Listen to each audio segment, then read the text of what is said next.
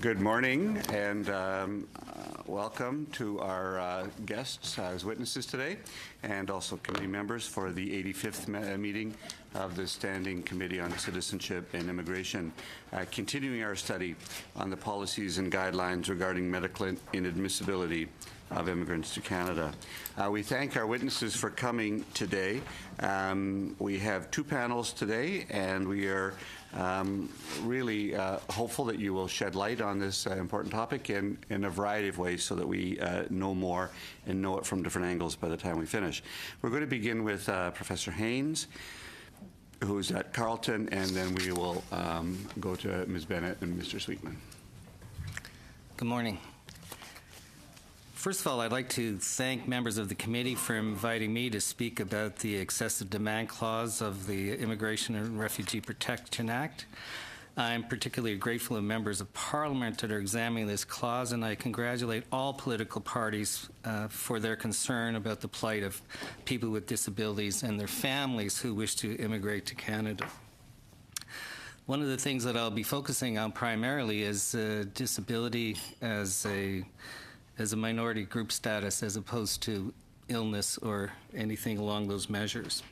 So I begin with this concept of disability as human variation as depicted by Higgins in 1992, in which he talks about disability intersecting all racial, gender, religious, class, cultural, ethnic divides. And according to the recent United Nations reports, there's over 1 billion people with disabilities worldwide, thus making disability community one of the largest minority populations in the world. The United Nations Convention on the Rights of Disabled Person incorporates what we refer to as a social model of disability and defines disability as the following. Disability is an evolving concept, and that disability results from the interaction between persons with impairments and attitudinal and environmental barriers that hinder their full and effective participation in society on equal basis with others. The United Nations Convention on Rights of Persons with Disabilities asserts quite unequivocally, yes, people with impairments are very much part of humankind, always have been and always will be. But it is the social interaction process, the creation and maintenance of structural and attitudinal barriers which stigmatize, which exclude, which oppress, and which minimize opportunities for education, employment, relationships, and indeed minimize the opportunities for immigration and mobility. In short, we, members of the Council of Canadians with Disabilities, assert that it is societies which disable people with impairments. Well, it is true the Immigration Refugee Protection Act does not categorically state that people with disabilities need not apply contemporary immigration policies and practices depicted in the excessive demand clause in the inadmissible category makes it very difficult for foreign nationals with disabilities and their families to be citizens of Canada. It is my opinion, and is shared again by the Council of Canadians with Disabilities, the excessive demand clause stigmatizes, excludes, and creates barriers. And in the end, it prevents and disables people from attempting to become citizens. Terms such as disabled persons and persons with disabilities are not merely adjectives and nouns. Indeed, they were actually created as social legal terms created to separate the deserving from the non-deserving, and our terms are rooted in legislation dating as far back as English Poor Laws of 1601.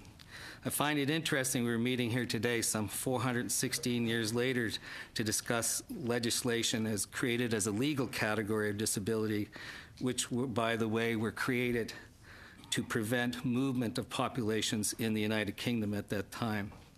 I would like to add that it's also 170 years since legislation pertaining to the early roots of excessive demand clause and concerns about disabled people becoming an expense of the public purse were introduced by colonial governments of Upper Lower Canada in 1848. Terms such as lunatic, idiotic, deaf and dumb and blind and infirm persons were the targets at that time. And not to get into a long history, but Canada's first Immigration Act of 1869 itself talks about disability dependence and legislation of who should and who shouldn't become citizens. I'm not going to get into all of the legislation, but suffice it to say that the Immigration Acts of 1869, 1906, 1910, and onward up until the present time all have concern about disabled people becoming burdens on the state. It is interesting, too, that there's another element to it, which is part of the exclusive demand clause, and also the Inadmissible Act has to do with violence, psychosis, and contagious diseases. In fact, these are rooted in legislation going back over 100 years as well. And I find it quite interesting that we still talk about contagious diseases such as syphilis and other contagions such as tuberculosis and cholera, and in some capacities about psychosis and mental health. But I find it quite interesting that, considering the advances in medical science and pharmaceuticals, that these issues can be addressed quite safely in the modern era. As I indicated earlier, I find disabled people is one of the largest minority populations in the world. Can you imagine here the outcry if we had minorities if legislation had changed as slow for disabled people as it is if it had changed as slow for other minority populations, such as people of Chinese origin, LGBTQ person, or Jews or Muslims. Would still being denied permission to immigrate Canada, but for people with disabilities, there doesn't seem to be the same potential for outrage. I did an exercise in my class not long ago and asked students to raise their hands if they represented any one of the minority populations. And at the end of the class, almost 70% of the class wouldn't have been there because their families or themselves wouldn't have been allowed to come to Canada. One of the things, too, that's linked to the excessive demand clause that I hope that the committee will address is that people are being turned away for infractions and they're deemed as part of the inadmissible category. It seems to me that who else is part of the inadmissible category and how that people with disabilities are associated with this group. Besides people with disabilities, other constituents of the inadmissible class include persons involved in subversion, terrorism, violence, espionage, people who have been involved in crimes against humanity, persons who have been convicted of a crime, persons involved in organized crime, and last but not least are people who are likely to cause an excessive demand on public health and public services and likely endanger the public good. By association and extension, family members of people with disabilities become part of the inadmissible population, and I'm not sure if this applies to any other group. In short, over the years, reforms have put an end to immigration policies, practices rooted in racism, sexism, xenophobia, and homophobia, but no similar reforms have put an end to practices rooted in ableism. Some recent presenters have indicated that the IRP Act provides opportunities for people with disabilities and their families to immigrate to Canada if the family is willing to provide or can provide evidence that they're willing to cover the costs of long-term possible medical, and social, and educational services. I'm just going to need you to draw to a close. Okay, this may seem to be in policy, but it's not the practice. I'm presently working with a young man from the Middle East who was willing to pay for everything for his family to come here, but they're being denied. Not only that, but some families that are here are also risk deportation. Some have been deported, and I'm referring to cases Chris Mason, the Montoya family, John and Carissa Warkentine and their daughter Carolyn, and others. So I'll leave it there for now, and I'll be responding to questions. One question I'd like to leave, though, before I wrap up, is thinking about disability as a problematic category. Can you imagine what our country would be like if people like Terry Fox and Rick Hansen were applying for citizenship here? And the last question I'd like to ask, would Stephen Hawking be granted citizenship? Mr. Haynes. Ms. Bennett. Thank you for this opportunity to speak today. It is a real honor. As an aside, having grown up in the 1960s Newfoundland with Joey Smallwood, when I tell you it's a real honor, I mean it's a real honor. The fact that we as a country can speak to each other and make decisions that are this important is the essential cornerstone of who we are as Canadians. So I very much appreciate the time that you're taking to listen. Thank you for this opportunity to speak today. I come here as a lifelong educator, administrator, faculty member, and research. My choice to share the information with you today has been shaped by my experience and my learning. My career has as its focus the inclusion of students with special needs in the regular classroom. The purpose of my testimony is to highlight the importance of diversity and inclusive practice as essential components of our national and international identity. I have been fortunate to work and develop relationships with researchers, educators, and organizations across Canada. Through these experiences, I have had the privilege of engaging in ongoing research and discussion about diversity and inclusion. My pan-Canadian experience has provided me with multiple opportunities to engage at the international level in this field. It is clear from my work that across Canada and across the globe, the discussions of equity and diversity framed within an inclusive perspective are at the forefront of critical thought and active change. I am proud to be a Canadian. Born in Newfoundland and Labrador to pre-Confederation parents, I learned the lessons of what it meant to be Canadian. I began my education in a two-room school where segregation was not an option. Everyone belonged. This allowed inclusion to be woven into the pattern of my experience. When I graduated as a teacher in 1982, the Charter of Rights and Freedoms freshly minted, I looked forward to seeing the leadership standard set by our federal government enacted through the lives and the futures of all the students that I would meet. Section 15 of the I feel as though I'm preaching to people who know this, but just in case. Section 15 of the Charter on Rights and Freedoms states that every individual is equal before and under the law and has the right to equal protection and equal benefit of the law without discrimination, and in particular without discrimination based on race, national or ethnic origin, color, religion, sex, age, or mental or physical disability. In reviewing this committee's October 24th meeting, I was reassured to see that the Charter mandate, as it relates to the deliberations of this committee, was discussed. As noted during the October meeting, thus far the Charter challenges with regard to immigration policies have been unsuccessful. Despite these unsuccessful attempts, it is clear that a relationship exists between our rights as delineated by the Charter and the recommendations that will be made by this committee. Canada is a diverse country. Prime Minister Trudeau, in his 2016 presentation to the World Economic Forum in Switzerland, said, and I quote, "We need society that recognizes diversity as a source of strength, not a source of weakness." From my perspective, diversity as it relates to individuals with disability needs to be brought to the forefront. One of many research projects focusing on students with intellectual disabilities, and I've been engaged in a number, highlights for me the gap between what inclusion means when we speak about larger populations and what inclusion means when we speak about people with disabilities. The tagline for this project, if you will, has become, "If inclusion means everyone, then what about me?" Pictured below is a school-aged child with Down syndrome sitting alone in a classroom.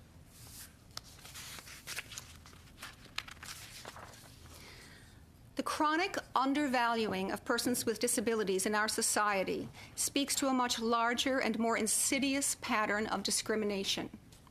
Low expectations, unexamined predisposition, veiled under the auspices of charity and benevolence, have kept many individuals in positions of power in stasis, unwilling or unable to make decisions and take actions. If we are to live up to the expectations that Canada is a country in which diversity is valued, we must not set limits on what it means to be diverse. School systems pride themselves on inclusivity, but the inclusion of students with special needs continues to be debated. In a 2009 publication, which was used by Immigration Canada, that I wrote, discusses this debate. Some researchers argue vehemently, and I quote from this report, some researchers argue vehemently that the segregation of students into specialized learning environments is essential in order to provide this type of individual instruction that their learning profile suggests would be beneficial. Other research argue that separating students on the basis of ability or other characteristics represents a form of colonization that blocks access to larger learning environment. Many see the segregation of students with exceptionalities as a human rights issue. Hand in hand with this debate, of course, is the question of cost. Having spent 18 months as a co-chair on a government working table of special education funding, I know only too well that there exists a desire to quantify disability. For the purposes of this committee's deliberations, it's important to differentiate service delivery in the context of cost. For a shrinking number of school boards across the country, the delivery of services to students with special education needs is a separate service. The budgeting for these services and service delivery models is differentiated from what you might refer to as the regular class. Interestingly, school boards are transitioning to a system of service delivery for learners that includes universal design for learning and differentiation of planning and curriculum delivery. For those school systems, all students belong. And the emphasis is on creating supported communities of learners where all students can access learning as well as social opportunities in their age-appropriate peer group. Inclusive settings have been shown to decrease bullying, to enhance learning and social engagement for students with special needs, as well as improve the attitudes and interactions for the larger class group. In essence, all students benefit, learn to be more tolerant of difference, and are able to access learning in multiple ways. For systems that use inclusive models, the question of cost is still a real one. To provide the types of professional learning, educator support, paraprofessional engagement, and ancillary services require funding. The difference in that funding is that funding dollars are spent on the entire school community to raise the expectation for all.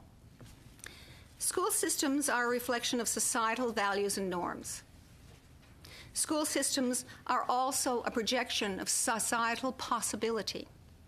Inclusive schools have been shown to have a positive effect, not just on academic and social learning of the students with special needs, but more importantly, a positive effect of tolerance and acceptance of difference in all members of a school community. Schools are a microcosm of society. They tell us that cognitive and physical diversity add value. I'm just going to need you to wrap it up very quickly. Okay. Any society that seeks to differentiate those who they deem as prohibitively expensive in terms of service provisions fail to equate the value added of what it means to be truly diverse. As noted at the beginning, the purpose of my testimony today is to highlight the importance of diversity and inclusive practice as essential components to our national and international identity. I would ask you as an educator, as a member of public, and as Canadian, that this committee imagines what is possible when we open ourselves to difference, when we look at ourselves as a country, and when others look at us from the global stage. We see not only who we are, but who we want to be. Thank you. Thank you very much. Professor Sweetman. Good morning. I'd also like to thank you for the invitation to appear today. Decisions regarding the federal government's policies and guidelines regarding medical inadmissibility of immigrants are based on many factors, moral, legal, economic, etc. I'd like to focus my remarks on the economic issues. While the government's current goal is to mitigate excessive demand on health and social services, as far as I'm aware, and I use we to refer to all of us who make up the Canadian community, have no good measures of actual demand or costs for such services by the subset of potential immigrants who are at risk of being adjudicated as excessive cost or risk. Although there would be some challenges, it would not be extremely difficult to produce such estimates using mostly provincial health and social service administrative data, although it would need to be done province by province, so if a complete picture for all provinces were required, the task would take a little bit of time. Overall, while some bits and pieces of evidence do exist, as far as I am aware, we do not know how well we, at the time of screening new immigrants, are able to predict who will be high cost. I encourage you, as part of your deliberations, to go beyond simply listening to those who appear before you and what they happen to say, and rather to produce any evidence you need for good decision-making yourselves. Moreover, I encourage you to take full responsibility for any costs of the decisions you recommend. One of the oddities of our Constitution is that the decisions and the costs of decisions are not always borne by the same level of government. This can sometimes lead to poor decisions. So I encourage you not only to figure out what the costs of your decisions are, but if there are increases in costs by provincial governments, that those increases are funded by the decision maker. Having pointed out our lack of knowledge on the topic, I can point to a few things that we do know. First, healthcare costs are extremely unevenly distributed among the population. For example, a group inside the Ontario Ministry of Health and Long-Term Care recently calculated that about 1.5% of Ontario's population represents about 5% of those with the highest costs, and they incur about 61% of total hospital and home care costs. Put another way, of Ontario's population, about 3.9 million people incur hospital and home care costs in 2009-10, and the total cost was just over $14.2 billion. Of this group, the top 1% in terms of costs, that is just under 200,000 residents, incurred costs that made up $8.6 billion out of that $14.2 billion.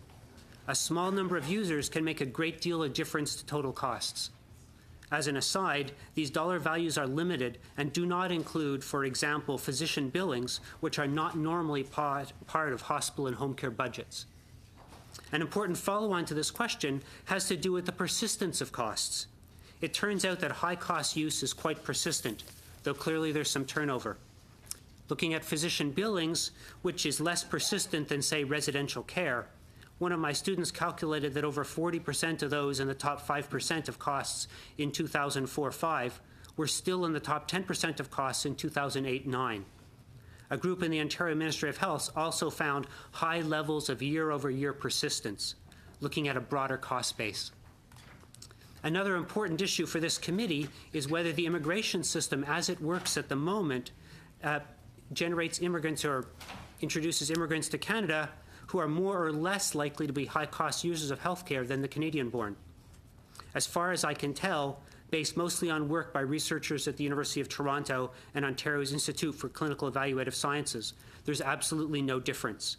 In Ontario, immigrants and Canadians by birth are exactly equally likely to be high-cost users of healthcare. Overall, the cost implications for health and social services resulting from a small and somewhat persistent set of so-called high-cost users, in Ontario at least, and probably more broadly in the Canadian health payment system, are substantial. However, none of this evidence speaks to the anticipated costs of those affected by the current operation of our immigration system's effort to mitigate excessive demand on health and social services. Figuring out costs for that group would take more work. And, of course, deciding if our society wishes to bear those costs is another issue altogether. Thank you. Thank you very much. We begin our questioning with Mr. Whalen, who has a 7-minute round. Thank you very much, Mr. Chair, and thank you all for coming today. We've heard some great testimony up to today, and yours is falling really along the similar lines we've heard from almost everyone who's appeared before us, that with respect to excessive demand, that you're suggesting that we should repeal Section 38(1)(c). Is that what I understand? I see some nods, but maybe people could just verbalize that. I'm taking a slightly different tact and saying we don't know the costs of doing that yet, and you should figure it out. Well, maybe then I'll move to that. So I'll have a little bit of agreement here anyway on 38(1)(c). I mean, the federal government transfers $36 billion a year.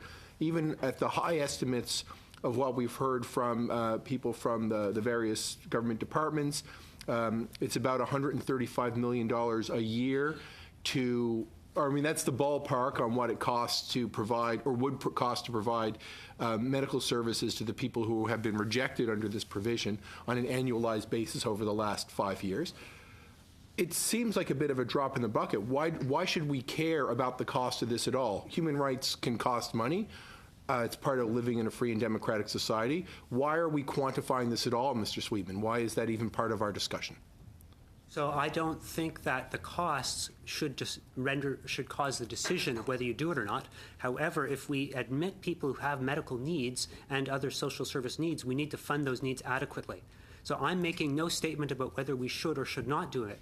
What I'm saying is if we admit people who have needs, we need to pay for those needs. And in particular, I argue that the decision maker making the decision for the admission should pay for those needs. And I suspect that the number you provided a second ago is a little bit of an underestimate of all health and social service costs.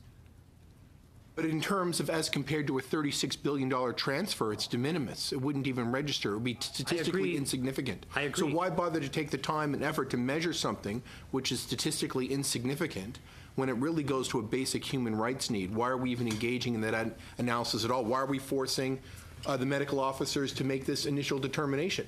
Because what you're proposing is that we maintain a system through which we measure and quantify and further I wouldn't say insult, but maybe denigrate people with disabilities by quantifying their future medical costs within Canada and then placing a burden on the government both to evaluate that and then to hand over money. Doesn't that in itself discriminate and marginalize the very people we are trying to help through this debate? No, I take exactly the opposite opinion to you. I think the way we help people is to fund adequate services for those people. And if it's a trivial amount, then you should have no trouble paying it.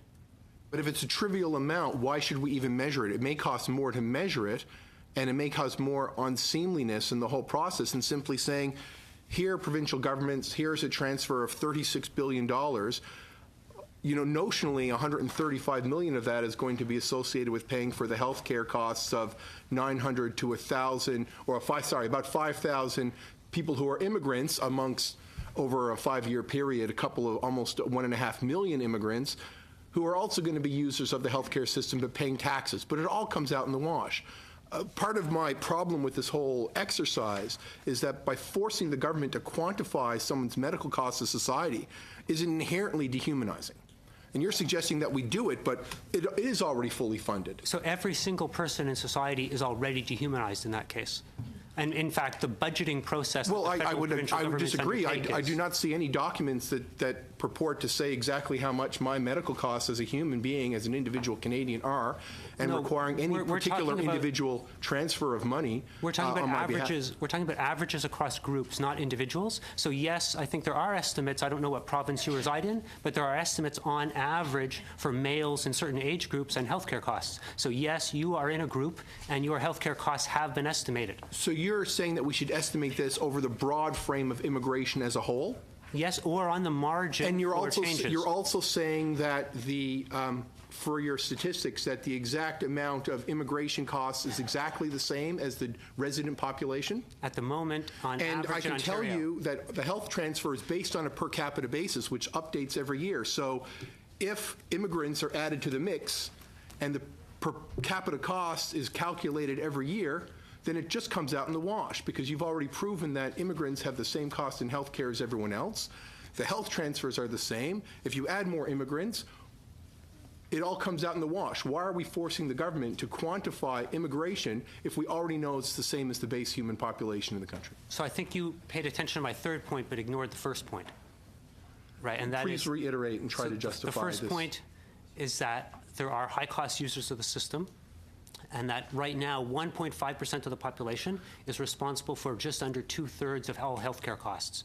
If you're increasing that 1.5%, if you're adding people to that very high-cost user, that is a very substantial or potentially very substantial amount of money. It's not an average. Okay, so I'm just going to step back. So 1.2% of the Canadian population, 1.5. so 1.5%, so about 500,000 people.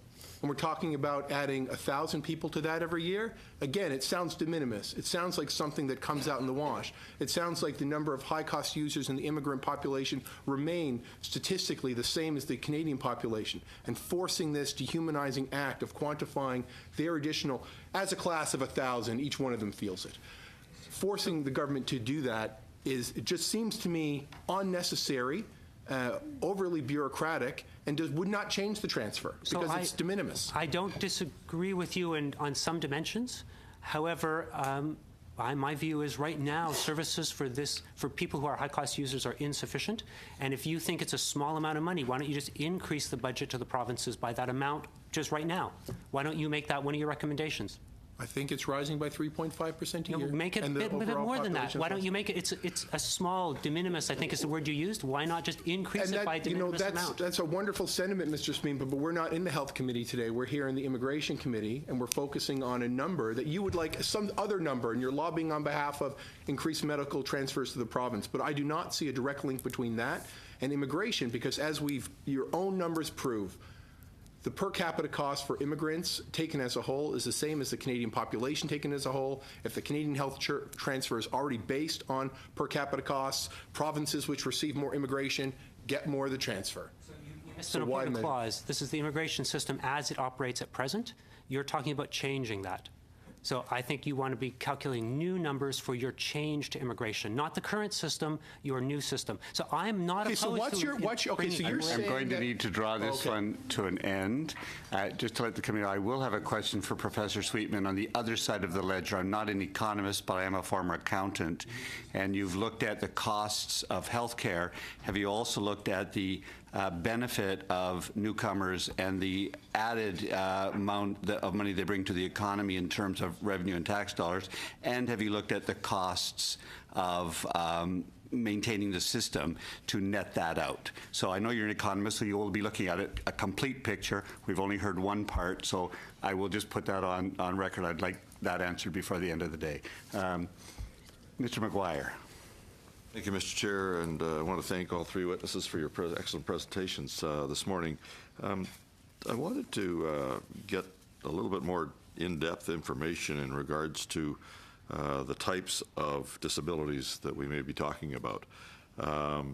We've heard lots last evening and from some witnesses about the average health costs that my colleague was referring to here, and a number of on a per capita basis, and what we should do with S38 for sure.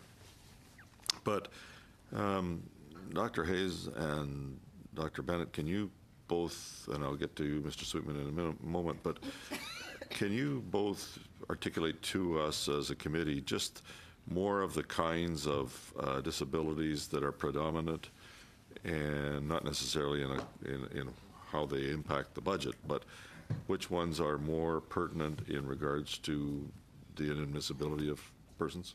One of the issues that I find here is around the debate. First of all, I don't see disability as a health issue. Disability is a social issue. It's a political issue. It's an economic issue. So, and I know that this is one of the concerns I have around the excessive demand clause. So if I were to, for me, the person I'm working with right now, he's trying to support his family coming here. His brother has cerebral palsy. I've been working in this field for 40 years, and I've been working with a number of people with disabilities, and I still do, from people who are blind, people who have cerebral palsy, spinal injuries. So if you're thinking about who it is, I would say not to do that. I would say as a minority representation and the significance of people with disabilities. So one of and I sometimes don't use that term because I think I come from a position of disability pride. So I keep wanting you to think about not of the changes in definitions around disability, the social construct of disability that we as a society disable people with impairments. The other thing, too, is I know we talk about costs. Similar debates, I'm sure, had to do with new immigrants when they were coming here after World War II or years ago. What about the cost it's going to cost to train these people to speak English, to learn English, and so on and so forth? What will happen to our society? Well, what's happened is we have a wonderful society. So I want to shift that to the concept of investment. As we were saying, it's not a heck of a lot more money. So it'll shift. But some of the cases right now are small issues. Some of them have to do, for example, with one person I know of Montoya with Down syndrome.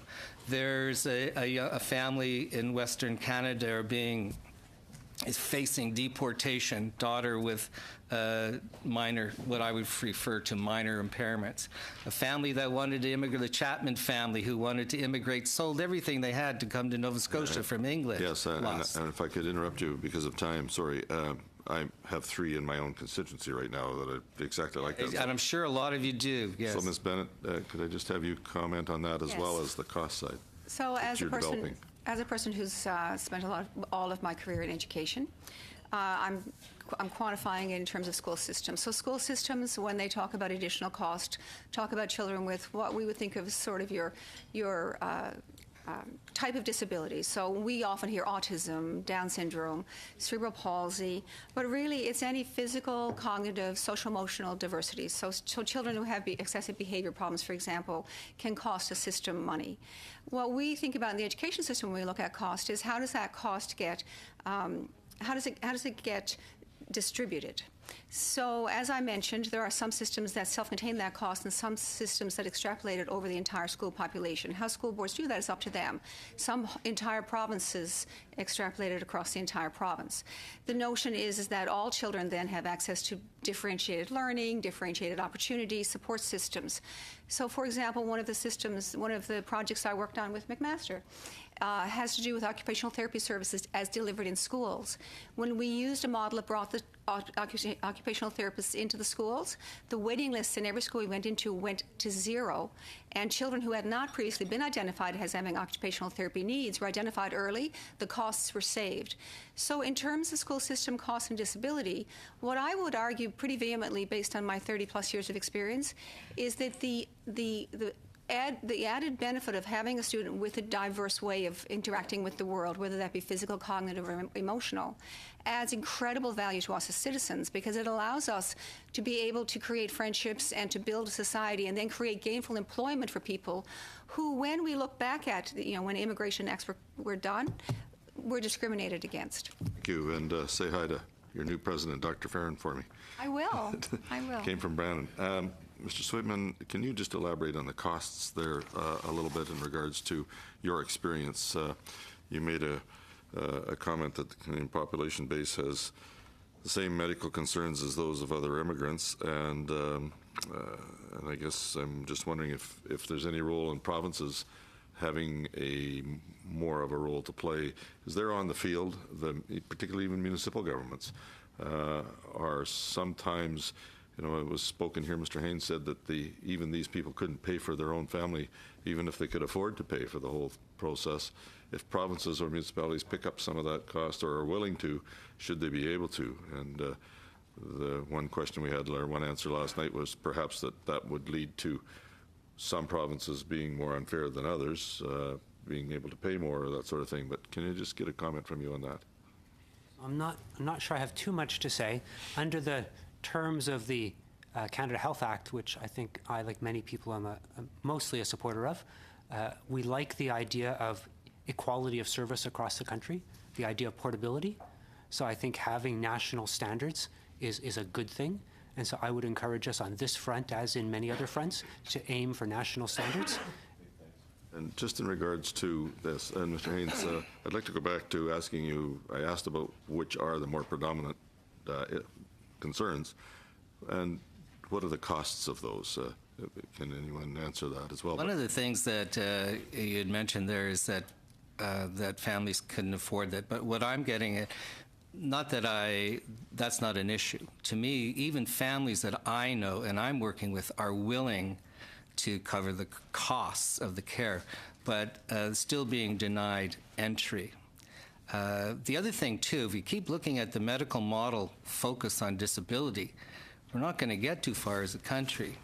That's a problem. The other thing is, family I'm working with, for example, they gave me their report. The diagnosis of this person was made in 1985. They still use that.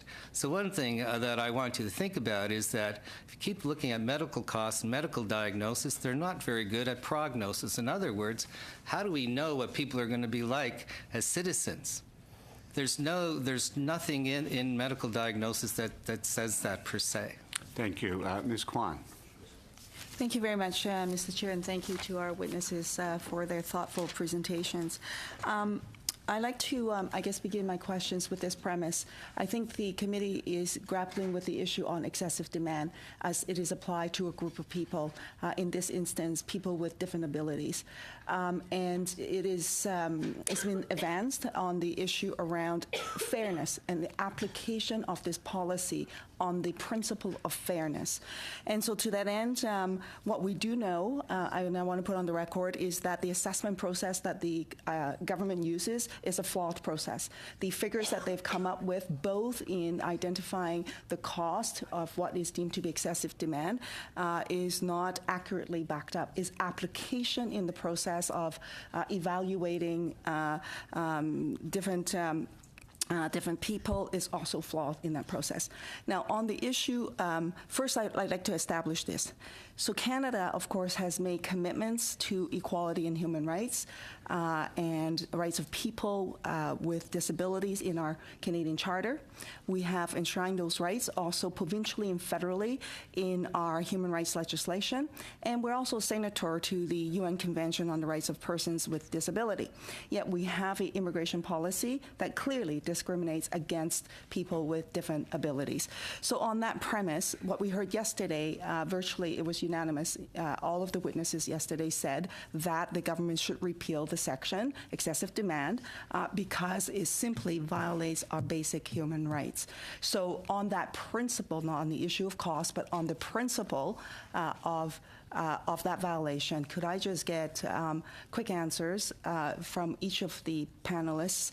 Do you agree that it is a violation of our basic human rights with respect to this provision of the immigration policy? Absolutely, to start with, and I've been involved in organizing and working with people with disabilities at national, international, and national levels and local levels, and it does discriminate against persons with disabilities. And in fact, the UN Convention has discussions about mobility rights as well.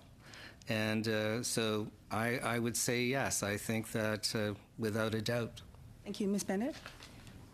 Of course, who would we be as Canadians if we didn't move ahead with that vision of the future that we have that includes everybody? Mr. Sweetland? Clearly it does. Thank you.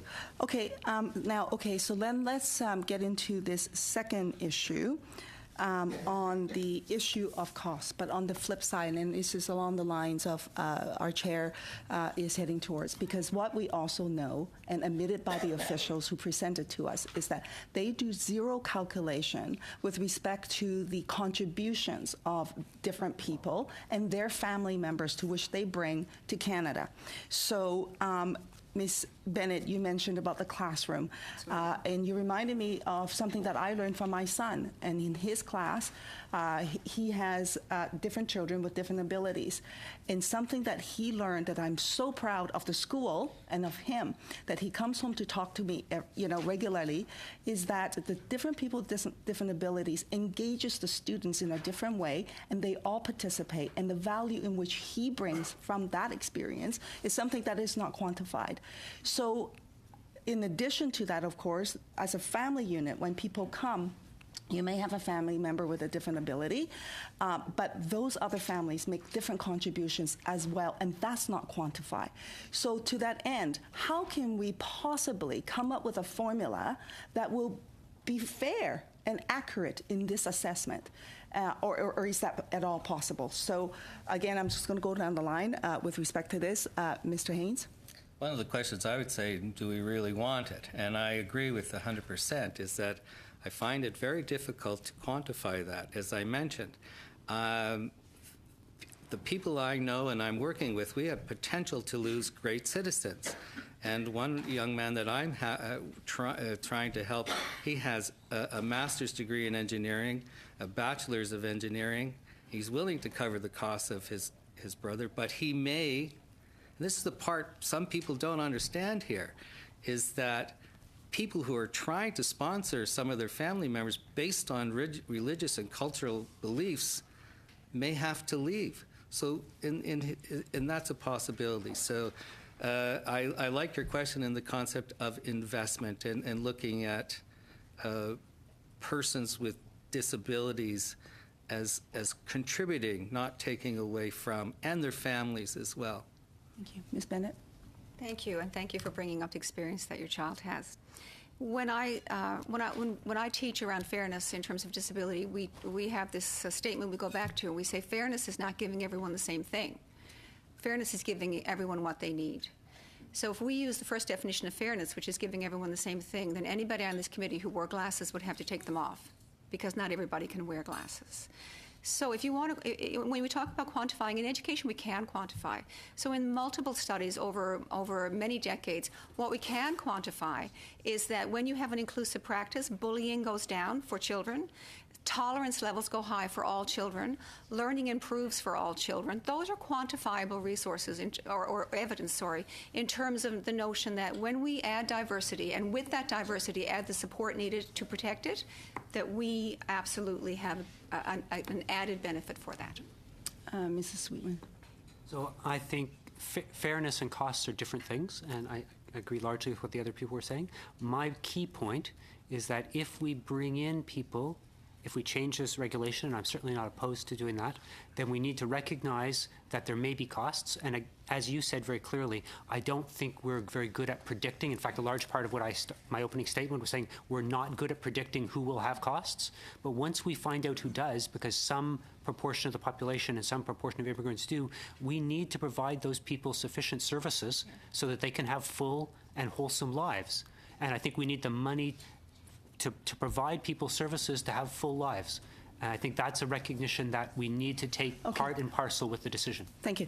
I have 30 seconds left, so, but on that issue, even the assessment on Canadian in terms of our cost of the system is not an accurate reflection, because the government does not take into the calculation of social services in coming up with that number. So when you talk about in that context, and because you don't take into consideration the contribution of the value of the individuals coming in, I would submit that you can actually come up with a proper assessment based on costs. And so therefore you have to go back to what we know as humans, and that is on rights, on the people of rights. If we're truly a signatory to the UN Convention and all the other stuff that we signed on to, then you have to reflect that in policy, in every aspect, in every single policy within government. So I think I'm out of time, but I see people nodding, so I just want that on the record to show that our witnesses agree with the premise to which we have to evaluate our policies. Thank you. Ms. Zahid and Mr. Sare. Thank you, Chair, and thanks to our witnesses. I'll be sharing my time with my colleague. My first question is that, do you think that this clause, 38(1)(c), is creating two-tier system of entry where those people who have the financial resources, because we understand and we have heard that in some cases when people got the fairness letter and they took legal advice and went for representation and submitted a mitigation plan, they were allowed to enter. So do you think, if all of you can answer this question, that is it creating really a two-tier system of entry? Yes, I would say that it's even more than a two-tier system. So first of all, it distinguishes disabled from non-disabled. As I said before, this whole argument is over 400 years old to control people. So it is a two-tiered system. The other part of that is in the Supreme Court decision, too, on DeYoung and Hillowitz, is that even if people can't afford to pay, I mean, what does that really help? It does help individual families of those who get those minister's permits, but at the end of the day, that's not what we're about. What about people who want to come here to join families, part of family reunification, and they can't afford those costs? That's an issue. Another issue, too, is that I know of families who come here and they may have a child and they're waiting for their citizenship. But if that child's born with an impairment, they risk being deported. And people who come here, if you're working and you get injured here and you're just shy of your citizenship, you can be deported. So yes, absolutely. To me, it's more than a two-tier system, and I thank you for that question. Ms. Bennett. Thank you. It is absolutely two-tiered, but I think the factor that we also forget, it's not just two-tiered in terms of how much money do you have or how much money do you not have. If you're a family with a child who has a disability or an adult that has a disability, you're already, for the most part, if we look at statistics across what we know around disability population, you're already economically under stress and already, on average, gaining less or earning less than most people. So the notion that people who can afford to have expert help have a better chance. People with disabilities in their social environment have less of a chance because they have less economic resources. They also have less time resource. So it takes time to do all the work that it takes to appeal. Families who are under stress when they have a child with a disability or they have a family member with a disability, they're under both economic and time stress. So we're sort of triple. We have three factors that work against them having the chance to become Canadians. It's an emotional stress also. Like we as a family have gone through it. In 2002, my husband applied to sponsor his parents. His mother was rejected because of the high medical cost, and they said, yes, father can come. So we have gone through that. I'll pass my time to Mr. Sarai. Sure. Thank you. As you can tell, almost all of us have an inclination that this policy is discriminatory. We already can see, and even within immigration, there's a two-tier policy. If it's family reunification other than parents and grandparents, it doesn't apply. If it's refugees, it doesn't apply. Maybe my question is to you, Mr. Haynes. If there is, and this is to determine the probably the insignificant cost, do you think there will be an increase in persons with disability applications to Canada if this was removed? So it's not the 900 we'd be looking at, or if it would, it'd be a nominal shift. And then the reason I'm asking, you may have observed other countries who have eliminated this discriminatory policy. Yeah, I'm not sure that people with disabilities would, jump at the bag and come here just before disability costs. That's not. It could happen, but I doubt it. The other thing is, for me, I would say, welcome. I believe in diversity, and disability is just another form of human variation. So I don't see it as an issue. I do know that there's a lot of other concerns for sure.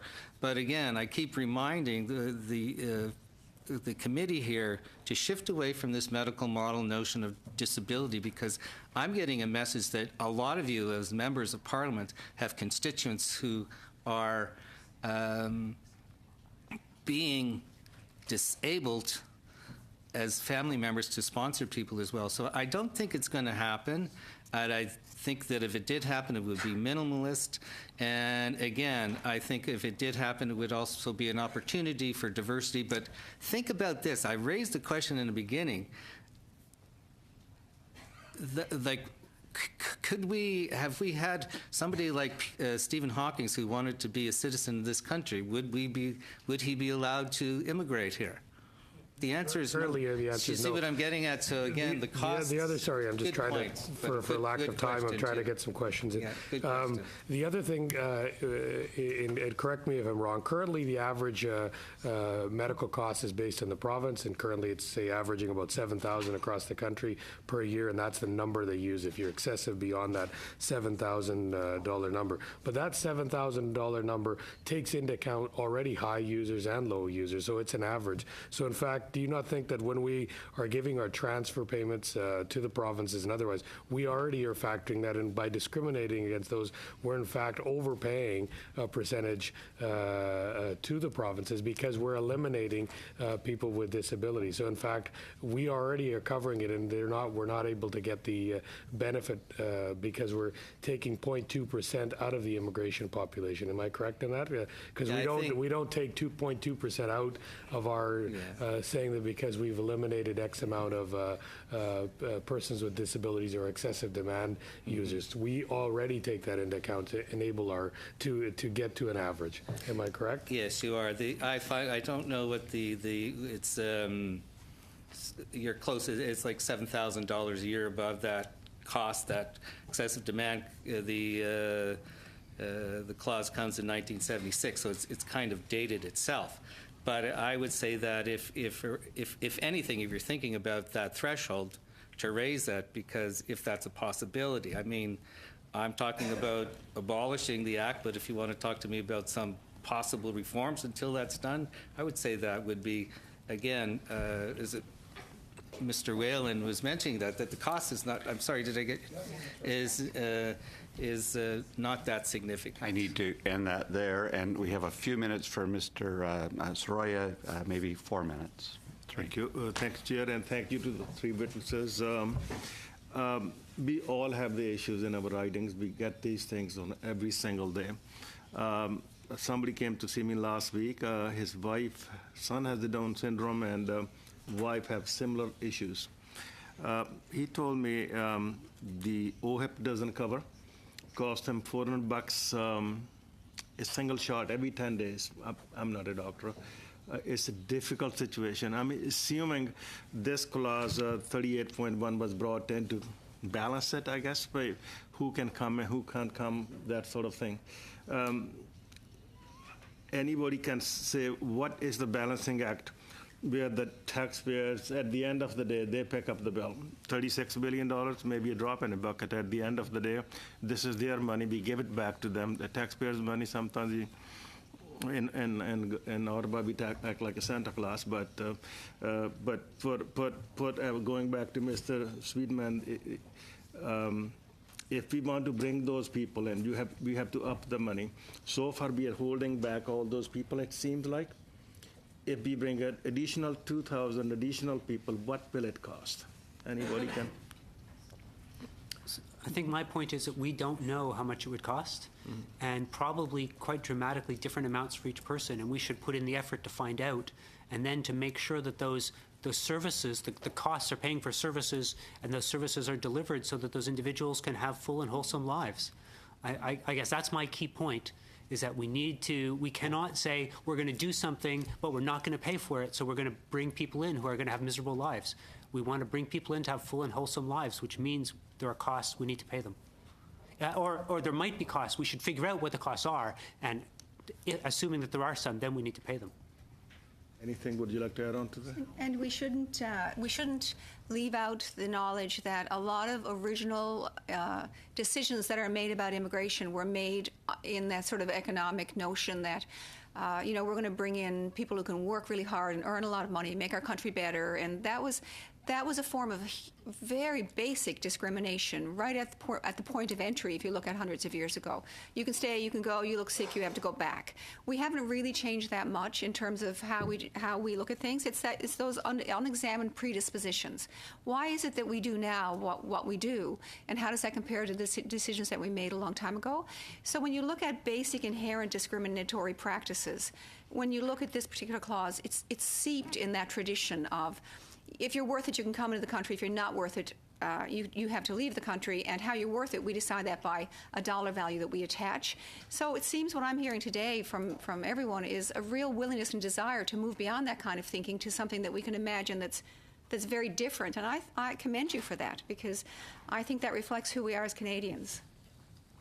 I think I need to end there, because we might end up with a vote, so I want to make sure our second panel gets in. Okay, thank you very much. I just want to correct on the record. I think, Mr. Chair, Mr. Whalen said $135 million per year on the issue of cost. Is actually $135 million over 5 years. Over 5 years. Actually, no. It's a rolling. It's a rolling $135 million per year, and we had that explained to us by the people. I know a number of witnesses have been confused as to that point, but it's very clear. And I'm not trying to overemphasize it, because I think we should make the change anyway. But we, like Mr. Sweetman says, we need to be honest about the costs, and by cutting the costs by a factor of 5, because you can't count the rolling average, isn't the right way to go about it. It's $135 million a year. It is the effective, the policy effect is $27 million in 1 year, but they're doing a 5-year effect. Therefore, it is every year, but it's based on a 5-year thing.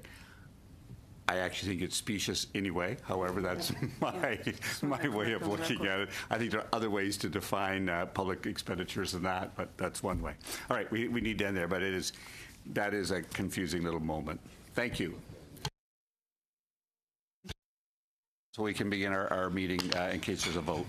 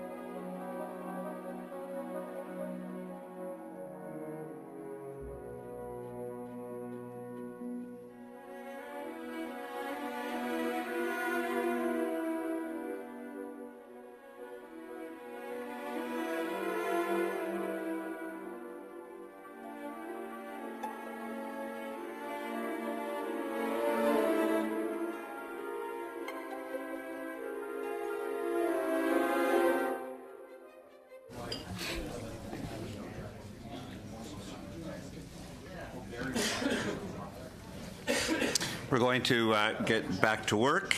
Again, we welcome our witnesses. Thank you for taking time out of your lives to add to our intelligence and knowledge about this topic. We're going to begin. We have three witnesses. Mr. Montoya is going to begin, and you have 7 minutes. Thank you. Thank you. Good morning, Mr. Chair. I would like to thank you for this opportunity to address the present committee.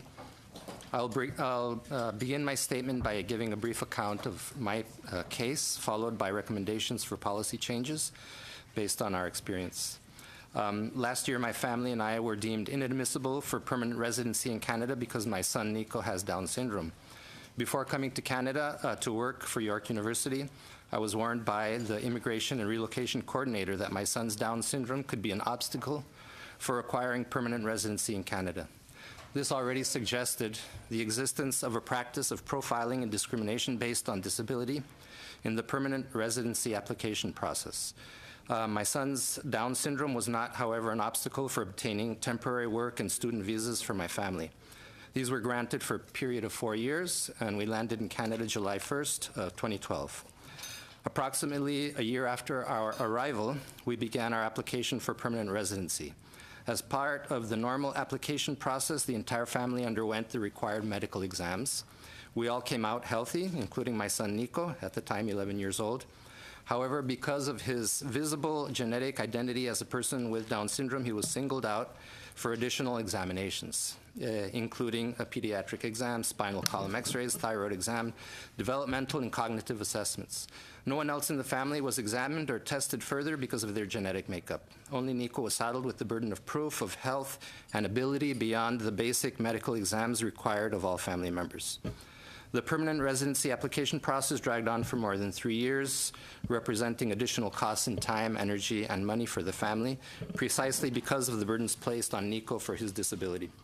At the end of this difficult and costly process, a fairness letter we received from Citizen and Immigration Canada in response to the application stated that Nicholas had, in quotes, the medical condition of Down syndrome, code 759, and that due to his, again in quotes, moderate intellectual disability, he was deemed inadmissible for permanent residency along with his entire family because of the excessive demand he was expected to have on Canadian social services. In the fairness letter, we were given the opportunity to submit a declaration of ability and intent where we could show how our family could cover the costs of this excessive demand in order for Citizen and Immigration Canada to reevaluate their decision. While signing the declaration was a viable option for us, we chose not to sign and instead opted for trying to promote changes in what we considered was a discriminatory process that affected not only our family, but many other families unjustly. We took our case to the media, whose overwhelming response was supportive of our arguments. Eventually, I was invited to meet with representatives of the Office of the Minister of Immigration to present our case and our recommendations. At this meeting, my legal counsel and I were guaranteed by the Minister's Office that they would take the necessary steps to enact relevant policy changes by fall of 2016. While this did not take place at that time, in August we were notified that the minister had intervened on humanitarian and compassionate grounds, granting Nico and the entire family relief from inadmissibility based on the health provisions in Section 381C. Soon after, we took the steps to become permanent residents of Canada, which is our current status.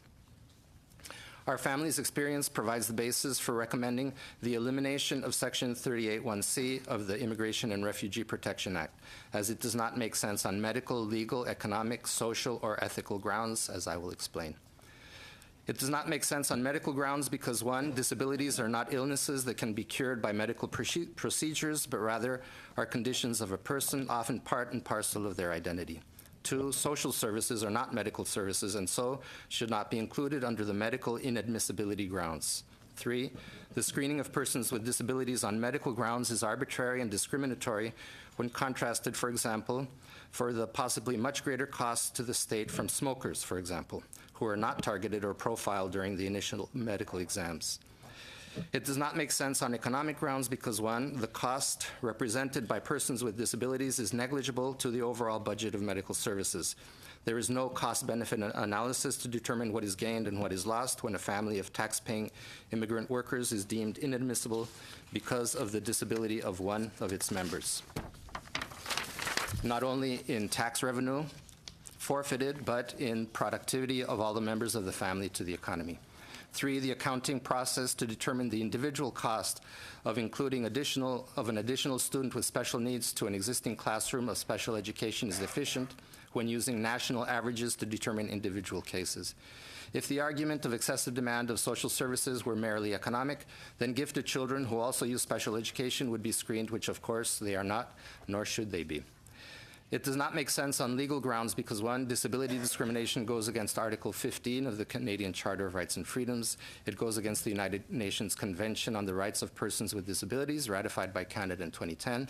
It goes against the Canadian Human Rights Act, signed by Parliament in 1977.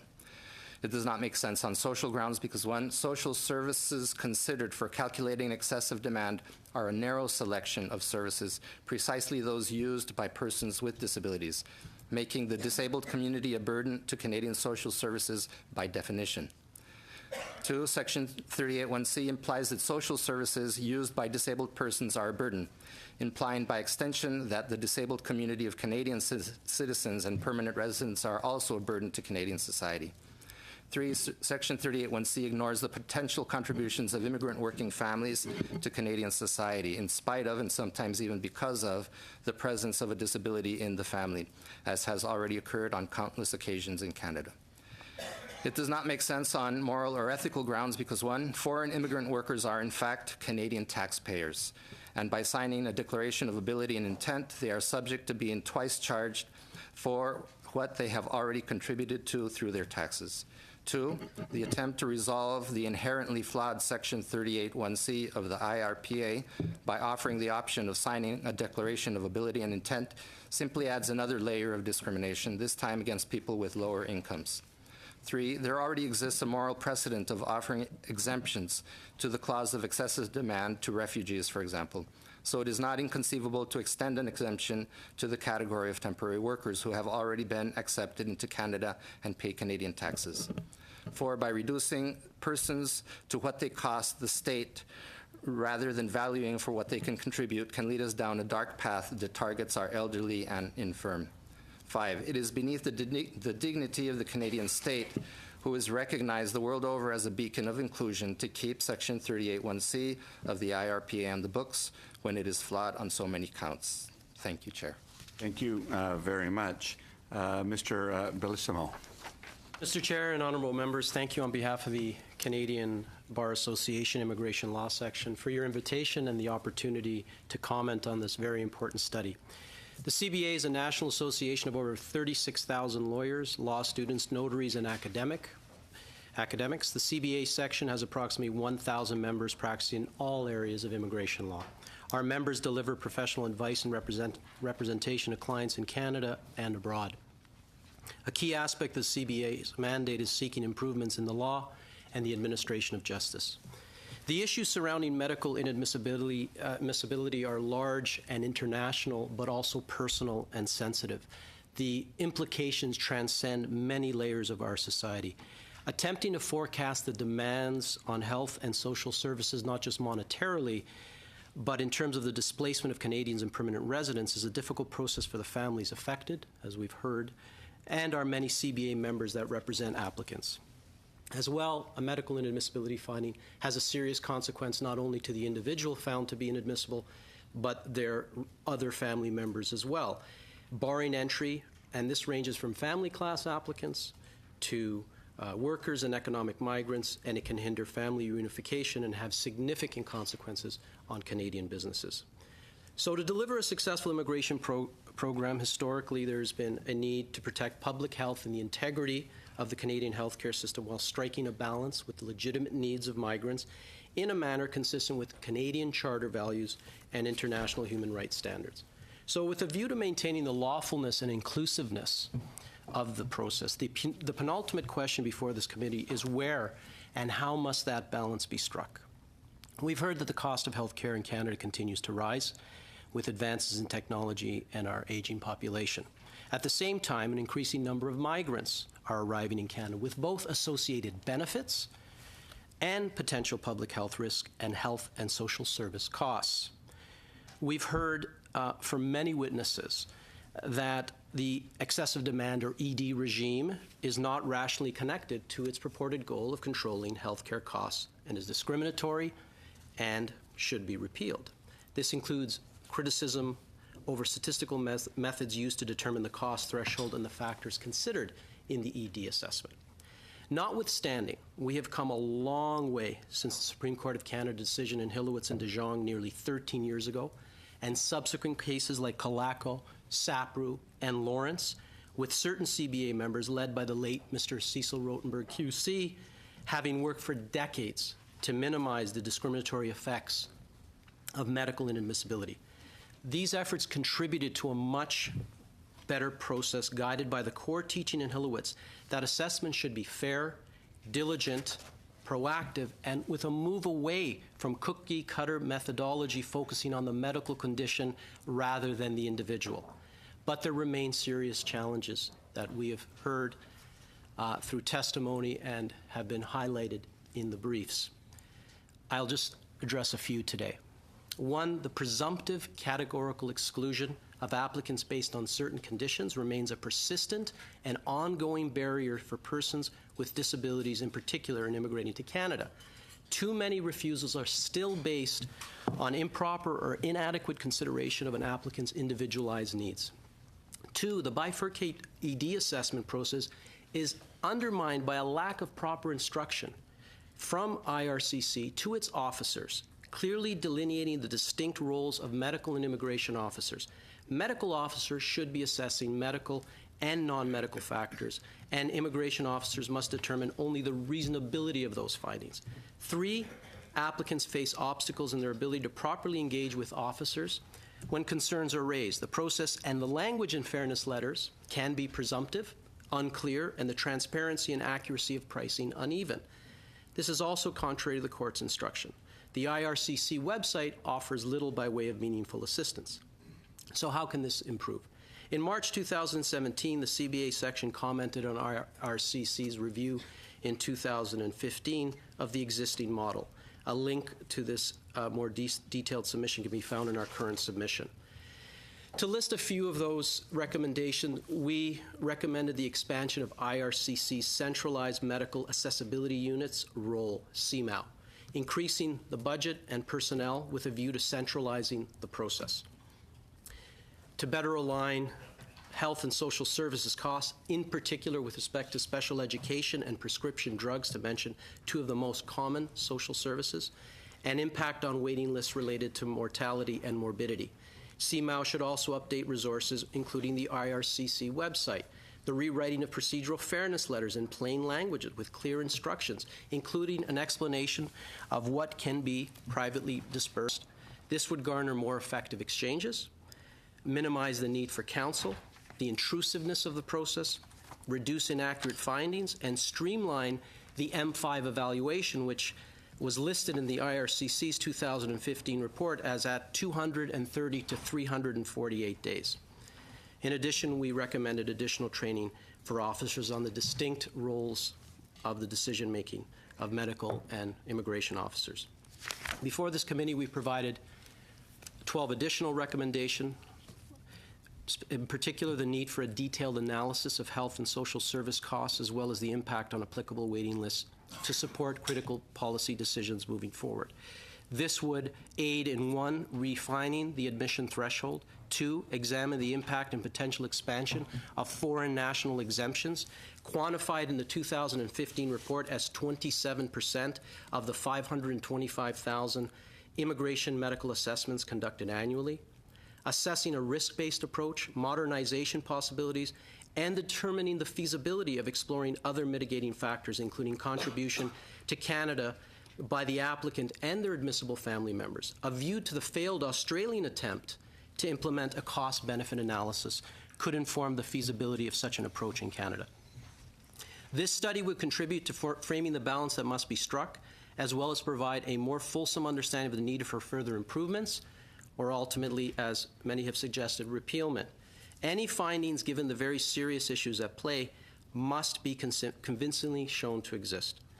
Following this study, the CBA further recommends that the figures and formulas for the setting of the excessive demand threshold must be transparent, with the opportunity for stakeholder input and comment, including information sharing with provinces and territories. So the CBA section, to conclude, supports IRCC's efforts to streamline the ED process while maintaining inclusiveness and individualized assessment. The process could be significantly improved if these recommendations were implemented without the need for a significant overhaul of the program or legislative and regulatory amendment at this time, pending further study. The evolution of the excessive demand regime since 2005 has resulted in a more equitable and effective process than before 2005, but should be further modernized, refined, and balanced to ensure medical assessments are consistently executed in accordance with Hillowitz, far removed from social handicapping and presumptive exclusions. Thank you. Thank you very much. Ms. Deloge. Thank you. Good morning, Mr. Chair and committee members. It's a pleasure to appear before you today. My name is Chantal Desloges. I'm an immigration and refugee lawyer with close to 19 years of experience. I'm certified by the Law Society of Upper Canada as a specialist in both immigration law and in refugee law, and I'm a co-author of a recent book, a legal text on citizenship, immigration, and refugee law. I'm cognizant today of my co-panelists. I think I would be remiss if I didn't mention and draw to your attention that Mario Bellissimo is one of Canada's foremost legal experts on the issue of medical inadmissibility. He has appeared as counsel or co-counsel in virtually every single one of the seminal court cases on this issue, and has been actively involved in the interpretation of what medical inadmissibility means. And I happen to know on a personal level that he advocated most of it pro bono or close to pro bono. I also want to acknowledge the passion and the dedication of Professor Montoya. I'm about to disagree with him, so I just want to start off by saying that I really respect you, and in spite of our differing views, I was really touched by your comments. It's my view that our laws on medical inadmissibility are sound. They're well thought out, and they do a good job of balancing the objectives of the Act to promote immigration while at the same time protecting the safety of our system. It also allows deserving cases to be considered for exemption under humanitarian and compassionate grounds, and that system, in my personal experience, works pretty well. If these laws were properly applied by decision makers, which they absolutely are not currently, our system would be functioning a lot better. Eliminating the criteria of excessive demand, in my opinion, would be irresponsible to Canadians, and an abrogation of responsibility to those who already live in Canada for the benefit of those who do not have vested rights as of yet. I don't mean to be harsh, but getting permanent residence is not a right. And I see nothing wrong with setting parameters for those who will get it and those who will not.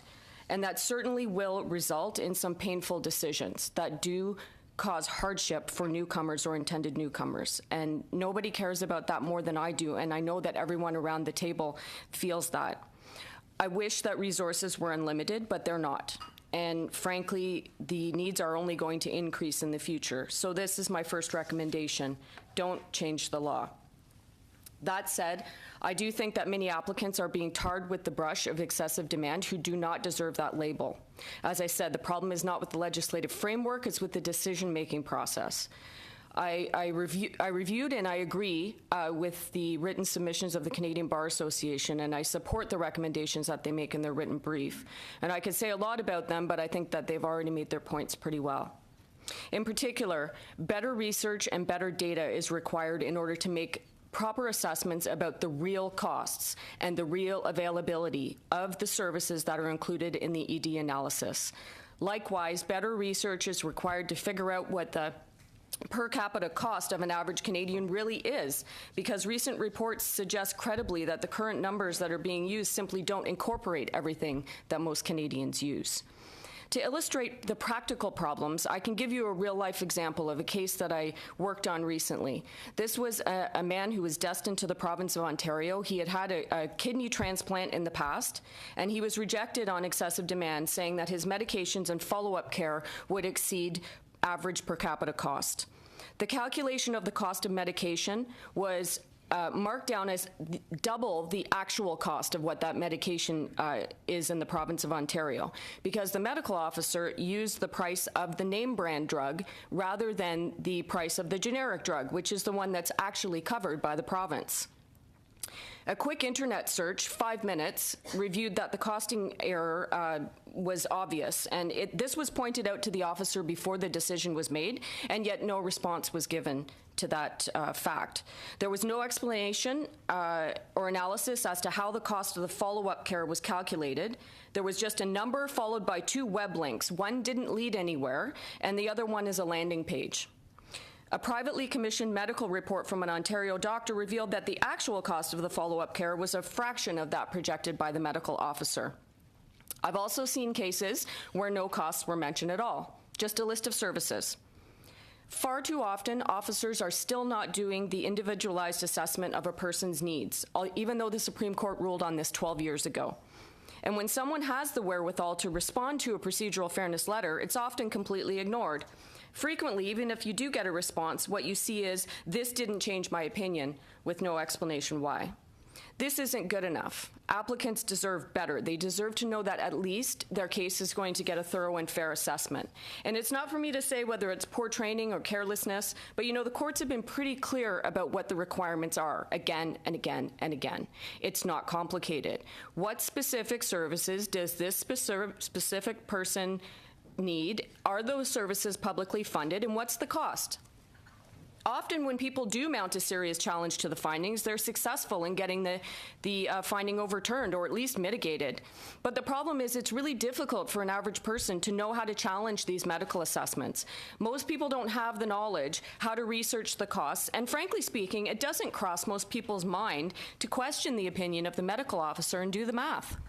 I've even seen this amongst legal professionals who represent applicants, and I don't know if it's just an assumption that the medical officer couldn't be wrong or that the government officer couldn't be wrong, or whether it's laziness, but many representatives don't even look behind the medical opinion at all. It's very difficult to locate doctors who are willing to provide expert opinions on the cost and availability of services, even when the clients are willing to pay for the report. When you can find these doctors, they're worth their weight in gold. My recommendation is that IRCC consider providing with the procedural fairness letter a list or a resource of how to find Canadian medical experts who are willing to provide these assessments and opinions for a fee. That would make life so much easier for clients, both represented and unrepresented. My final recommendation, and I think this might be controversial, is that the government consider allowing applicants for PR with legitimate excessive demand findings to simply pay the lump sum that's equal to the 5-year of treatment costs before being granted permanent residence. Now, let me be clear. I'm not talking about a bond. I'm not talking about a guarantee that you're not going to use services, which is anyway unenforceable under the Canada Health Act, and I don't support a 2-tier system for permanent residence. I'm saying for those who don't yet have the rights of permanent residence, to opt to simply pay for it before immigrating if they have the means and the will to do so. That would satisfy the concern about expenses, and it also doesn't abridge their rights later on to access health care just like everybody else. I'm going to need you to draw to a conclusion. Thank you. It also doesn't take anything away from the rights of those who don't have the means to offset the cost, because they can make all of the arguments that the current system allows them to. Thank you. Thank you very much. Mr. Nandasangari. Thank you, Mr. Chair, and thank you, panel, for joining us, and Professor Montoya, thank you very much for sharing your experience with us. And I'd like to start with you. If you could give a sense of the value you bring to this country as someone who's here to teach and subsequently here as a landed immigrant, what value do you and your family bring to Canada? Thank you for the question. Well, on a very basic level, I was paying taxes twice as much as what the excessive demand seemed to suggest my son would cost. So Canada would have lost economically in that sense. Apart from that, every person their value is incommensurable, but I can maybe speak to some of my academic contributions. I'm the director of the Las Nubes project in the Faculty of Environmental Studies at York University. I'm tenured professor there. This is a project that looks at sustainability in the tropics, biological corridors, and looks at how humans can become productive, human communities be productive, and while preserving the rainforest. That's a very limited view of it. My wife, she's a dancer, and she began a project that's called Toronto Flamenco Tablado, which is a monthly presentation of flamenco artists that has continued to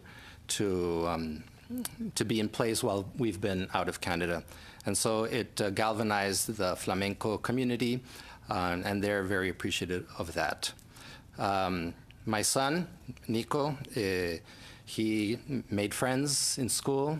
He was liked by his teachers and was a good classmate.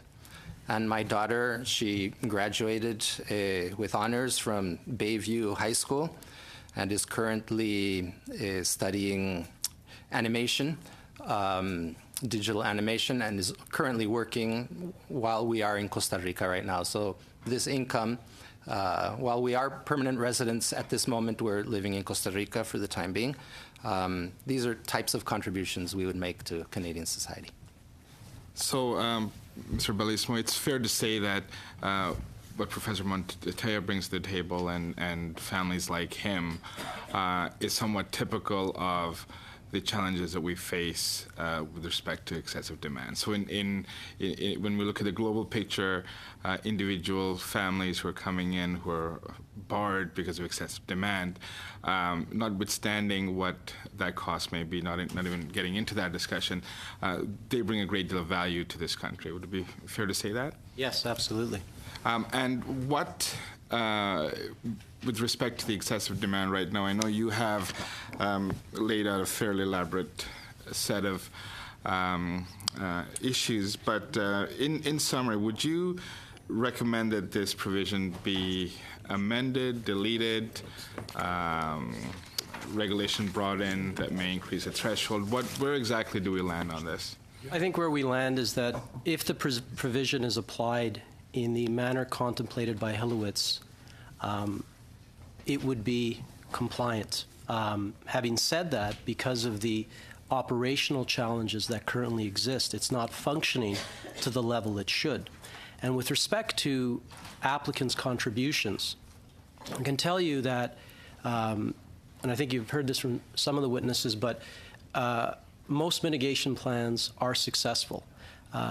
Oftentimes, contributions are already being considered. I'll give you one example.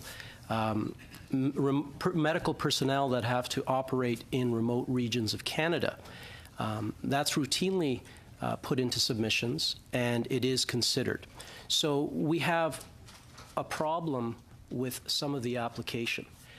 It's very difficult because for those of us pre-2005, where we are now seems like a panacea. However, and CIMM has been much more effective. It's been more transparent. It's getting better decision making. But I think if the presumptive aspect of it was removed, even the language, the approach, you would not have cases like Mr. Montoya. It would be a very simple exchange, to the point that Mr. Loge made. It would be a very simple exchange. It does not have to be what it is right now. And with respect to what Ms. Deloge had indicated with respect to an upfront 5-year cost recovery or cost payment, what is the CBA's position on something like that? The CBA's position that at present, again, there is no evidence that there are compliance issues. It was raised in the 2015 IRCC report as potential challenge. Our response was, we don't see the existence of it. However, if it did exist, in appropriate cases, there are schemes within the Act, including the misrepresentation provisions, that would be applied not to a change of circumstances, not to what happens in life, but if someone deliberately chose to not abide by the undertaking they provided, that would occur. That system's already in place. If you provide an undertaking for your spouse or others and you don't follow through with it, or you fill out your form incorrectly, you don't declare something, that's already happening under the Act. So, with respect to the mitigation plan, what specific challenges do you see in it, and what equity issues arise as a result? Okay, I think there's a few points I'd like to clear up. First, health services can also be mitigated. I think one witness made the point that only social services, so health services can be mitigated as well. But the issue with respect to the mitigation is there's two stages to it. One, there's just simply incorrect findings that Ms. Deloge pointed out to, and those are quickly dispatched. And then there are mitigation plans that, again, I think the problem is that when you position individuals as somehow already being inadmissible, the current language suggests you're already inadmissible. Tell us that you're not. And that's not consistent with the teaching of Hillowitz. It's individualized assessment. There's not supposed to be profiling. It should be the reverse. The same question should be asked of all applicants on an application. Even if I'm afraid I need to cut you off there. We're going to run out of time. Ms. Rampel. Thank you, Mr. Chair. Ms. Deloge, you spoke about the process for doing the full evaluation around medical inadmissibility and sometimes how people perhaps have difficulty challenging that or understanding how things are applied. I want to give you a little bit more time to expand on that.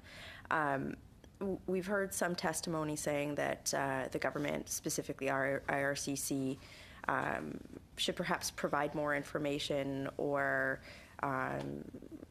provide a different type of process for applicants to understand what's involved in excessive demand assessments and what information are used or what pieces of criteria are used in making those determinations. Do you have any specific recommendations in terms of how that could be accomplished or friction points that you see right now that could be eased through process? Yeah, two of them come to mind right off the top of my head. So first of all, the way that the procedural fairness letter is written, the way it's worded, it's very, very legalese. It's hard for people to understand it, and it's hard for them to understand the tests that they need to meet and what information they might need to provide to overcome it. The second issue is that they always give you this piece of paper that they ask you to sign to say that you're, if you're planning to pay for the services yourself, or, when you provide your mitigation plan, they ask you to sign this sheet of paper. That conveys to applicants that if they just promise to pay for it themselves, that's going to be enough. And it's in fact far from enough. It's barely worth the paper that it's written on because everybody knows it's unenforceable. And I've never actually seen an officer give that simple declaration weight. It's important for people to know that they have to back up their statements with evidence, that evidence should be ideally Canadian evidence, right? Because that's the expense we're talking about, is not what it is in your country, but what it is actually here. What would you be given here? What are you likely to use, and what is the cost of that? Most people don't understand that. And you see people, if they're not represented, they put in mitigation plans that really are not very good simply because they're shooting around in the dark. So with regard to mitigation, the mitigation plan as a tool or as a process instrument, do you think it's still valid? Like, does it have validity? When you talk about enforceability components, is there something that the government needs to do in that regard to perhaps make it more effective, or is it just flawed in general? Like, what would your recommendations be with regard to that particular aspect of the process? Well, I think the state of the law now is that you have to offer someone a chance to do that. It's procedurally fair. It's mandated by the Supreme Court. So unless there were substantive legal changes, I don't see the way to get around it. I think the simple fact is that it needs to be explained better to people so that they can use it properly.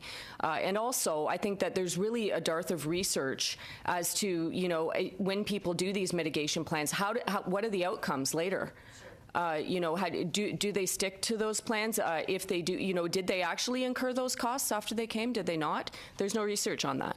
So both to you, Ms. Deloge, as well as to Mr. Bellissimo, would it be beneficial then in terms of having some sort of measurement or enforcement regime on the back end for mitigation, or is that just going to make the problem more complex and a bigger burden? I'm just trying to get a sense of whether or not, look, we're making people do this.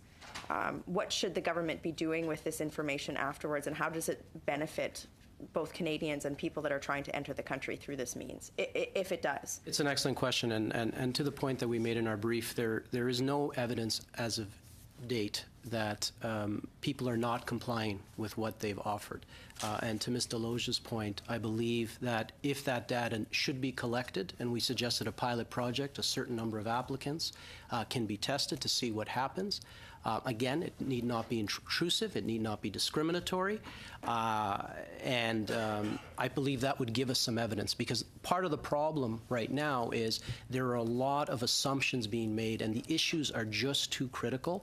The fight has been just too hard to get to the Supreme Court and beyond to simply say the law should be changed, let's do away with everything. It's a very fragile position we find ourselves in today. So in terms of that structure, what should the government be measuring more effectively? Like, what are the metrics that we should be recommending that the government should be measuring? And do you have any sort of suggestions on how to do that in terms of defining real cost and or net benefit? I think that's, it's a theme that's sort of come up. What should the federal government be doing more effectively in that regard? Well, I think it's two separate questions. So in terms of the analysis, I think it needs to be measured for those people who are admitted. What actual expenses did they incur? Does it match up with what the projected cost was or not? And secondly, are people complying with their mitigation plans? Not to go on a witch hunt, but simply to study and get more data, because I agree with Mario says, making big decisions like this, you can't do it in a vacuum. There needs to be numbers associated with that. And the second thing, the cost-benefit analysis, all of that can be done within the context of the humanitarian and compassionate analysis. Those arguments can still be made. Exceptional people like Professor Montoya, there's a way to make those arguments. And I think the existing regime is enough to accommodate that. And I just want to add to that. There's a lot of discussion about the exceptionality of it and the humanitarianism of it. But the reality is that at the initial instance of an individualized assessment, one need not rely on exceptional or humanitarian consideration if they meet the threshold as is. I guess just on a related point, we just did a huge study sort of on customer service as it relates to immigration as a whole. Both of you have spoken about, as well as Mr. Montoya, about, essentially it's a big burden to get through this process. People have to find representation. I note here that the Canadian Bar Association has recommended that the procedural fairness letters are written in plain language with clear instructions, including an explanation of which services are public and what can be privately dispersed. Can you guys just expand on this in terms of how that would be implemented, what sort of resources would need to be to do that, the time frame that you think that the government could undertake this in? Just because to me that seems like a very common sense sort of approach to this. I'm afraid you're not going to have time to answer that question, but we'll take it over to Ms. Kwan. Thank you very much, Mr. Chair, and thank you to our witnesses for being here today. I'd like to first build on the presentation from Mr. Montoya. He advanced the issue around contributions. He advanced the issue of the essence of why I think we're here today, and that is to talk about a immigration policy or law, if you will, that discriminates against a class of people. How does that discriminate? So in the case of Mr. Montoya and others, but I'll use his case for today, he went through a process that clearly said that no one else in his family would have to undergo for the application for immigration purposes except for his son, Nico, simply because he has and had been identified with different abilities. Now, Canada has signed on to a whole variety of different covenants, including the UN Convention on the Rights of Persons with Disabilities. And so if we want to say that we're a country that respects these rights, so how is it possible then that we would actually have a law that clearly discriminates against people with disabilities? So on that premise, I will ask Mr. Montoya just to expand on that point. He made it in his presentation. I just want him to expand on this point. How can we reconcile that difference on the issue of rights? Thank you for the question, Ms. Kwan. I would like to maybe point out what my fellow witness, Mr. Bellissimo, spoke about the Hilowitz in 2005, that it's not being applied as it should be. I think that currently, even with Hilowitz, and with Section 38(1)(c), the Charter isn't being applied as it should be, nor the United Nations Convention that Canada ratified isn't being applied as it should be. So what do we, I think it's irreconcilable. Section 38(1)(c) is flawed. Maybe it could work if we improved it, if we tweaked it here and there, and we've had 12 years for it to be tweaked, and it has not been tweaked enough, so it hasn't been working. And in the meantime, we are confronting, international breach of our commitments. So I think that we need to look at that. Thank you very much. Now, I appreciate the different points of view and different comments, and from the Canadian Bar Association, as always, are very thoughtful with their briefs and very detailed with their briefs. In the series of recommendations, Mr. Bellissimo, that you have presented to us and in your document, it lists the issues around the flaw of the current system as it stands. And now, Grant, you're right, the current system is hugely flawed. The question becomes, for me, is it fixable? And so if we use the premise of our basic rights and recognizing human rights and basic rights, I take the point of view that I don't think it's fixable. We heard yesterday from a number of witnesses as well. In fact, in yesterday's presentations from the two panels, it was unanimous to say that it's not fixable.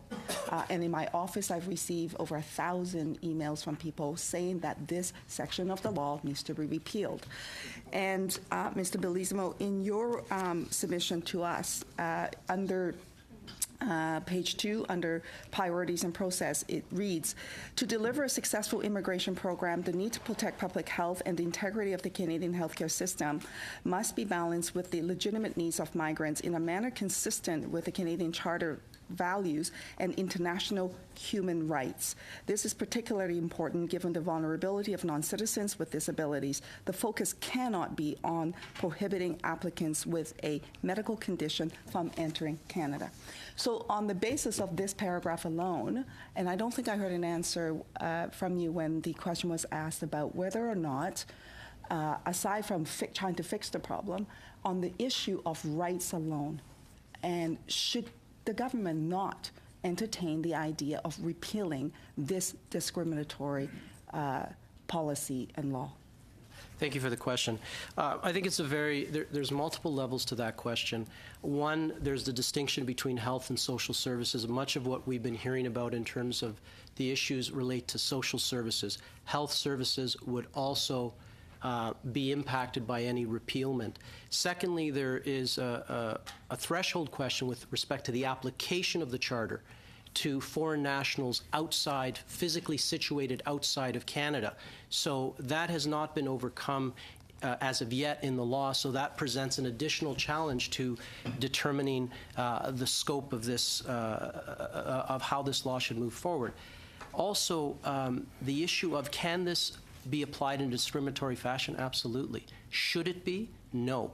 Could it be, if it was applied in the manner that Hillowitz taught the department and applicants to apply it, and following the recommendations that we have provided in our submissions, absent a further study that dictates otherwise, I believe as of right now, the law can function. It can be applied in a manner that is consistent with Canadian Charter values and human rights standards. I would argue that, and I would question that, because on the very premise that the fact a person with a different ability comes forward with an application for immigration, the entire family is flagged, and that one person who is flagged with the different ability have to undergo a different process.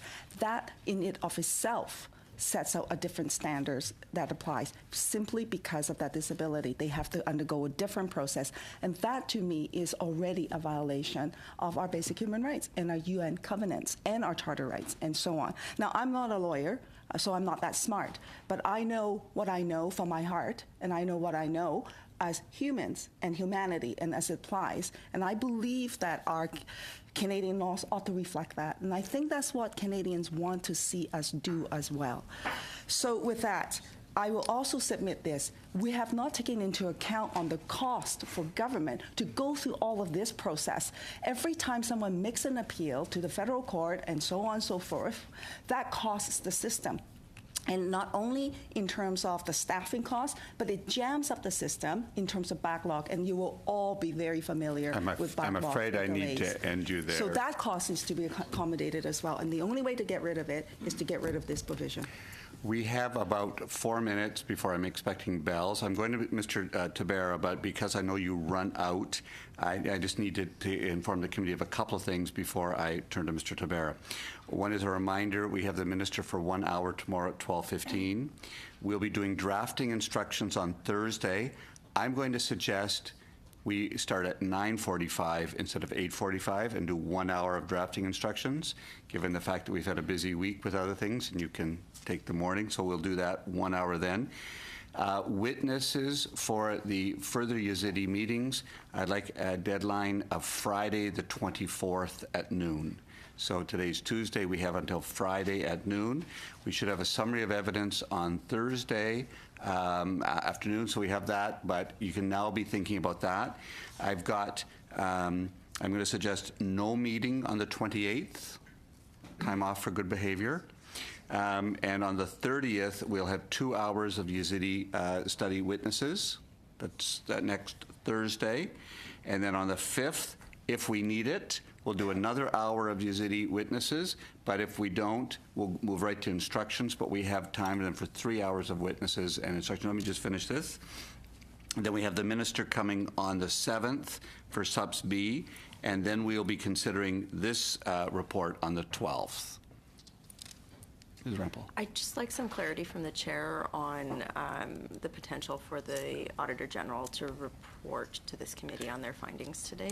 We will absolutely do that, because I've now got some time in there for another meeting as well. I'd just hate to have a meeting canceled if that's something that's a possibility. It's still a possibility. I'm just trying to get the work done that we've got on our agenda before we rise. So we've also got, and that isn't quite as time sensitive as trying to get this work done. So we will consider it. We have bells now going. And so unless I have unanimous consent, we need to end. Are they 30-minute bells? Do you want to finish now, or do you want to go for 5 minutes? 5 minutes, okay? All right, Mr. Tabera, we will be ending. We have about 5 minutes. Okay. Thank you, Mr. Chair, and sorry for the for votes. It's just the nature of the job. And thank you for being here. I'll try to share my time with Mr. Whalen if I can quickly get through this. But my first question is to Mr. Montoya.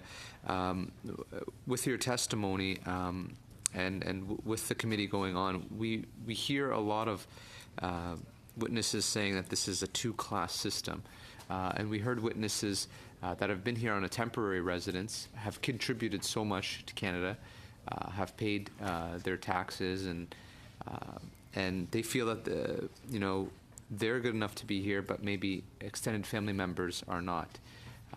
And they feel that Canada welcomes them to come and work, but however, after their work is done, they ask for them to leave. So they feel that they're being discriminatory against.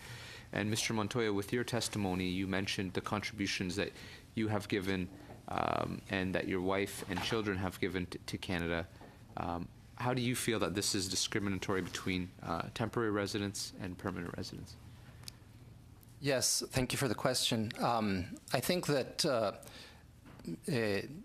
temporary residents in Canada who have been accepted here as workers and are paying taxes, I think that the way the law is now, their taxes are worth less than the taxes of Canadian citizens and permanent residents, because no Canadian citizen or permanent resident is challenged whether their social or health services exceed the average and are charged. So if you're paying taxes, I think it's a system. Maybe I'm not right, but it's a system of solidarity where everyone pays in, and when you need social services or medical services, you receive them. It's what a society does to help those in need at a certain moment, because we never know when we will need these services. So charging people who are requesting permanent residency and have already been here years sometimes paying taxes because their taxes are not worth as much or are not as valued. I think that's a clear discriminatory two-tier system, not to mention the fact that the whole section of disabled persons are also seen as less valuable. Thank you very much. And I know we talked about there is avenues that you can apply if an application was denied under humanitarian compassionate grounds, but maybe if I can get you to elaborate on other cases, because from what I've been hearing, under humanitarian compassionate grounds, a lot of cases are still not approved, and it's just a strenuous process to go through. If Mr. Bellissimo, if you can elaborate on that, should humanitarian compassionate grounds be looked at further and assessed in a different manner, or should it just be, should we just have a different system altogether? I think to Ms. Deloge's point, I think applicants far too often go to the humanitarian compassionate considerations where they can challenge the actual finding as at first instance. So you need not necessarily go there. Insofar as how that works in terms of a discretionary process, it's very challenging for applicants, absolutely. There's also a certain limit that is allowed every year, and that also factors into the number of decisions that are made. And I just want to make one quick point, sorry. It'll be the last point. Yeah, about the two-tiered system. Remember that even for parents that are being sponsored, if we are looking at a holistic aspect of the system, before you can even sponsor your parents, you have to meet a minimum, a low-income cutoff to even sponsor. So there's a financial component before you can even sponsor. So family reunification is also being looked at in that aspect. So in terms of a fundamental review of the Act, many aspects beyond Section 38 would have to be looked at. Thank you. We are now adjourned. Sorry, need to vote.